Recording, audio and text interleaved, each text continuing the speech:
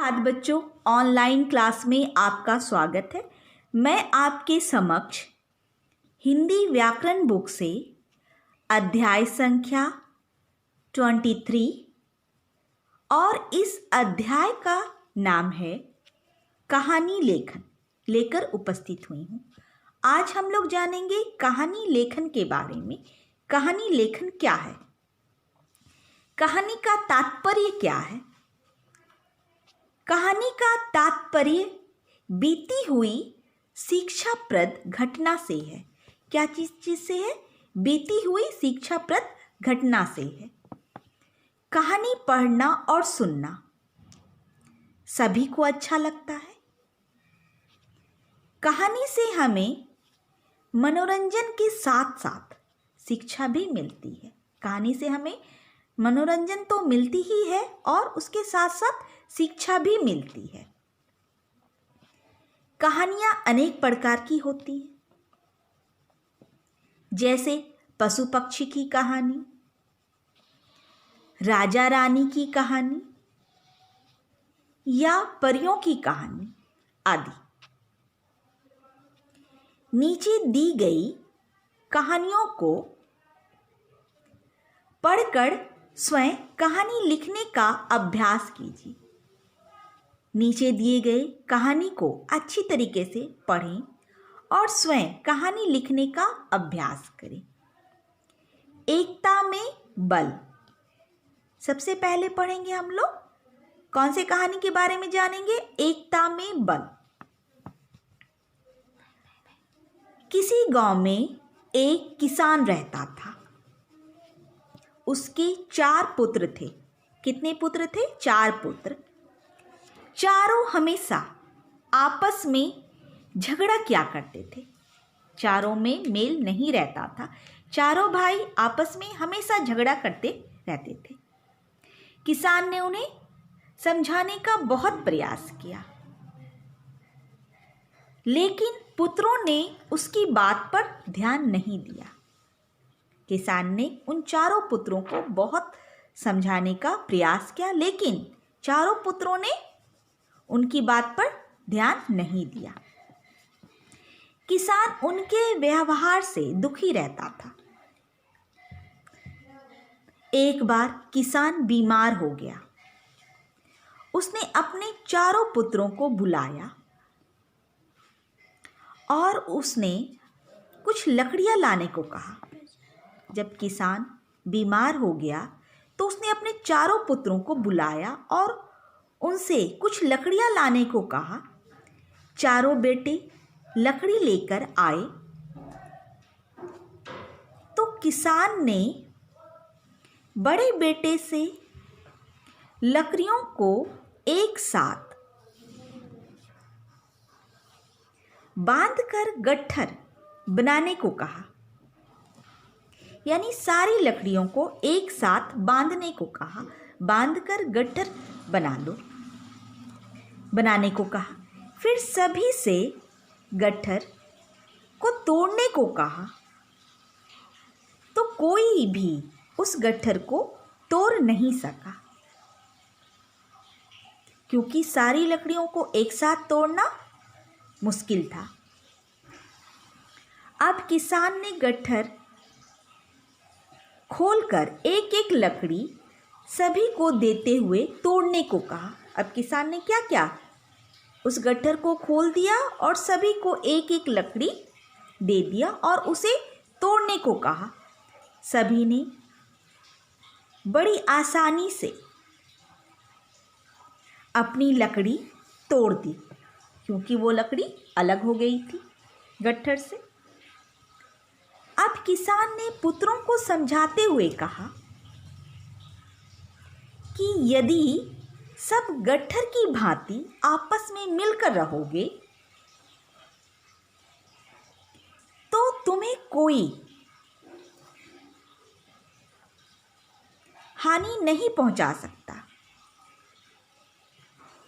अगर आप लोग आपस में मिलकर रहोगे तो आपको कोई भी हानि नहीं पहुंचा सकता, किंतु यदि लकड़ी की तरह अलग अलग रहोगे आपस में झगड़ते रहोगे तो कोई भी तुम्हें नुकसान पहुंचा सकता है। किसान की बात पुत्रों की समझ में आ गई तथा वे आपस में मिलजुल कर रहने लगे। तो इस कहानी से हमें क्या शिक्षा मिलती है? इस कहानी से हमें यह शिक्षा मिलती है कि हमें आपस में मिलजुल कर रहना चाहिए, क्योंकि अगर हम अलग अलग रहेंगे तो हमें कोई भी नुकसान पहुंचा सकता है, हमें हानि पहुंचा सकता है। किंतु अगर हम आपस में परिवार के साथ मिलजुल कर रहते हैं तो हमारा कोई कुछ नहीं बिगाड़ सकता। तो शिक्षा क्या है? एकता में बल होता है। एकता में बल होता है। एकता को अलग नहीं किया जा सकता।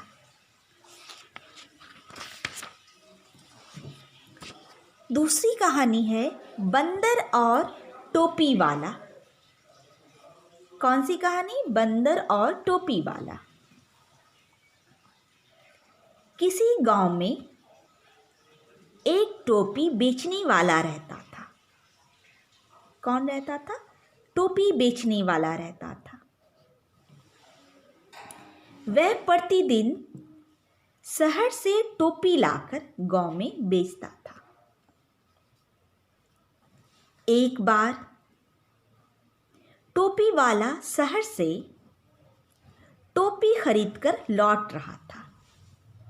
एक बार टोपी वाला शहर से टोपी खरीदकर लौट रहा था। उस दिन गर्मी बहुत अधिक थी। रास्ते में वह एक पेड़ की छाया में रुक गया, क्योंकि गर्मी बहुत अधिक थी। तो उसने क्या किया? एक पेड़ की छाया में रुक गया। वह बैठकर आराम करने लगा। उसी पेड़ की छाया में बैठकर वह आराम करने लगा। कुछ देर में उसे नींद आने लगी और वह सो गया। उसी पेड़ पर कुछ बंदर बैठे थे। एक छोटा बंदर नीचे आया और थैले से एक टोपी निकालकर पहन ली। क्या किया उसने? बंदर ने, एक छोटा बंदर उस थैले में से एक टोपी निकालकर पहन ली।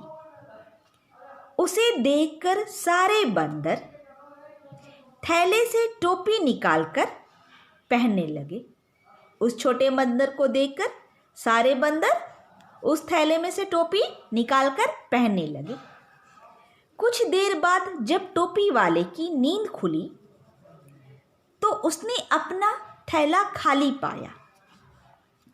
उसकी सारी टोपियां बंदरों ने पहन रखी थी। कुछ देर सोचने के बाद उसने अपनी टोपी उतार कर नीचे फेंक दी। यह देखकर सभी बंदरों ने भी अपनी टोपी उतार कर फेंक दी।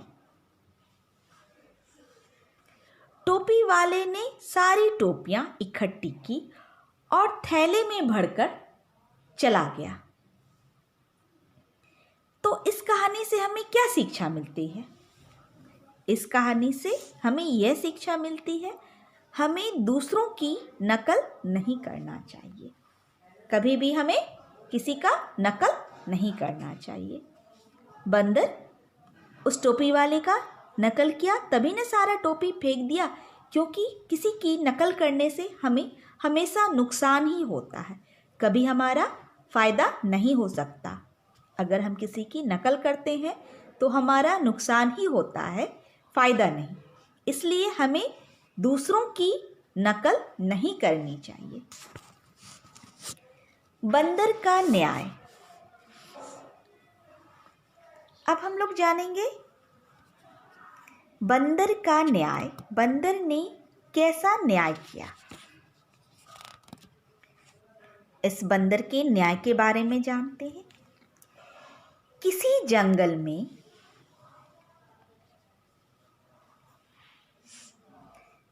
दो बिल्लियां रहती थी। कौन रहती थी? दो बिल्लियां रहती थी। एक काले रंग की थी और दूसरी सफेद रंग की।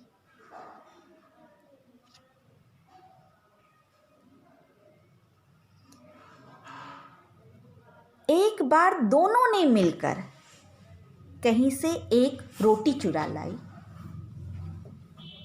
किसी जंगल में दो बिल्लियां रहती थी, एक काले रंग की और दूसरी सफेद रंग की थी।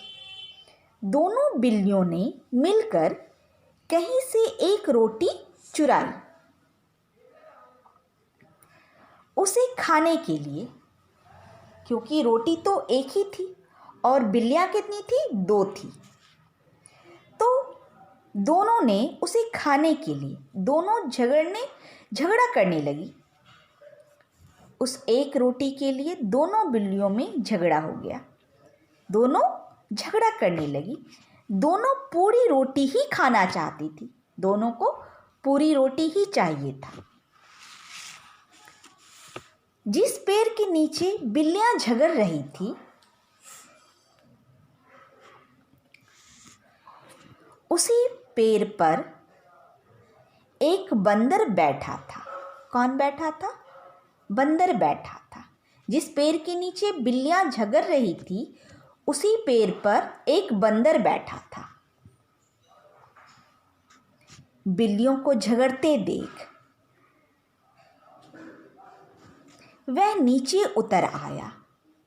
दोनों बिल्लियों को झगड़ते देख बंदर पेड़ से नीचे उतर आया और उसने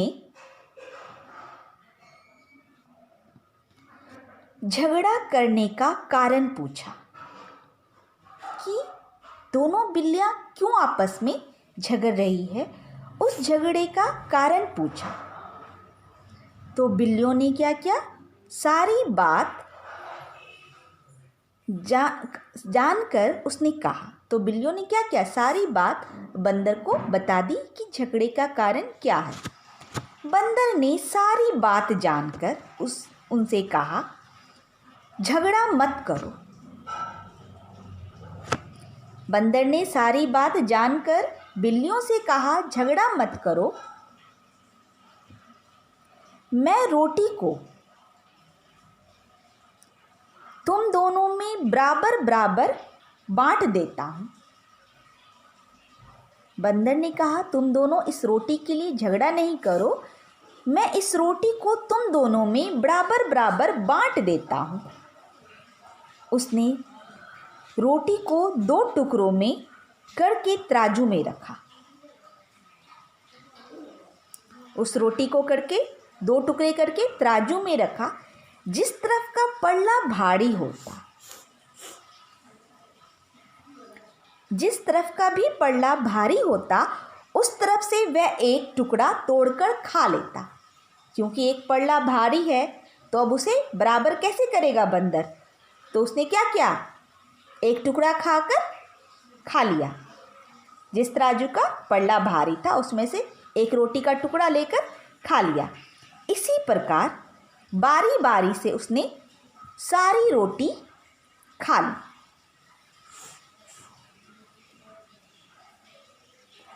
और दोनों बिल्लियां उसका मुंह देखती रह गई। बंदर ने तो दोनों एक रोटी खा ली, दोनों पल्ले में से थोड़ी थोड़ी रोटी करके खा ली। इसी तरह उसने सारी रोटी खा ली। दोनों बिल्लियां उसका मुंह देखते ही रह गई। दोनों ने एक दूसरे की ओर देखा और कहा, म्याऊं। तो इस कहानी से हमें क्या शिक्षा मिलती है? इस कहानी से हमें यह शिक्षा मिलती है कि हमें आपस में झगड़ा नहीं करना चाहिए, क्योंकि अगर हम आपस में झगड़ा करते हैं तो इस झगड़े का फ़ायदा कोई और ले लेता है। इसलिए हमें आपस में कभी झगड़ा नहीं करना चाहिए। हमें आपस में मिलजुल कर रहना चाहिए। क्योंकि अगर हम झगड़ा करते हैं तो झगड़े का आनंद कोई और लेता है। स्टूडेंट्स, आज का होमवर्क है, कहानी को अच्छी तरीके से पढ़ें और स्वयं कहानी लिखने का अभ्यास करें। Thank you.